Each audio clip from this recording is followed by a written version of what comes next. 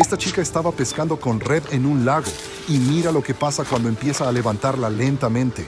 Revela cientos de peces, incluso anguilas, mostrando realmente cuántos animales hay bajo la superficie. Pero esto es algo bastante común, porque mira a este otro chico sacando su red de otro lago. También encuentra anguilas y hasta un hermoso pez dorado.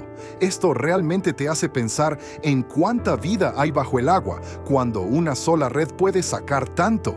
Incluso este otro pescó con red en un canal dentro de una ciudad y aún así encontró peces. ¿Tú probarías la pesca con red?